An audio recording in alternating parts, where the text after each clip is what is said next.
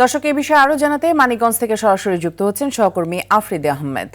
আফ্রিদি, তীব্র লোডশেডিং এবং গ্যাস সংকটের কারণে সাধারণ মানুষের দৈনন্দিন জীবনে ঠিক কতটা নেতিবাচক প্রভাব পড়ছে, আর সংকট মোকাবেলায় সংশ্লিষ্ট কর্তৃপক্ষের কোনো পদক্ষেপ আছে কিনা জানাবেন। জি মিতু, ধন্যবাদ আপনাকে। আমি কিন্তু এই মুহূর্তে দাঁড়িয়ে রয়েছি মানিকগঞ্জের যে একটি ফিলিং স্টেশনে, অর্থাৎ এখান থেকে কিন্তু গ্যাস দেওয়া হয় মানিকগঞ্জের বাস স্ট্যান্ড এলাকায়। তো আমি এই মুহূর্তে যে ফিলিং স্টেশন বা গ্যাস স্টেশনে দাঁড়িয়ে রয়েছি, সে রয়েছে যে লাইন রয়েছে, যে লাইন মানুষ ঘন্টার পর ঘন্টা অপেক্ষা করছে গ্যাসের জন্য। এবং এইখানে কিন্তু মানিকগঞ্জে গ্যাস পাচ্ছে সাধারণত 70 থেকে 100 প্রেসারে।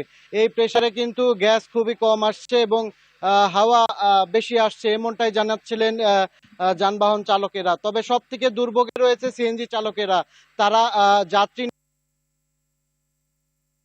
অপেক্ষা করতে হয়েছে এবং দিন বেশিরভাগ সময় পার করতে হচ্ছে তাদের ফিলিং স্টেশন বা সিএনজি স্টেশনে। তো এই মানে সিএনজি চালকরা সব থেকে বেশি দুর্ভোগে পড়েছে।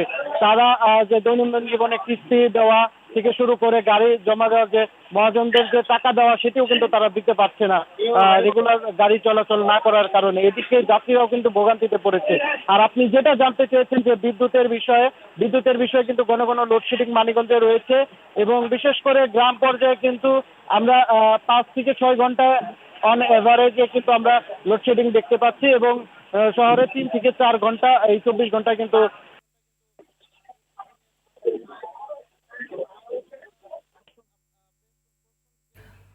অসংখ্য ধন্যবাদ আপনাকে আমাদের সাথে যুক্ত হওয়ার জন্য। প্রয়োজনে আমরা আবার আপনার সাথে যোগাযোগ করব।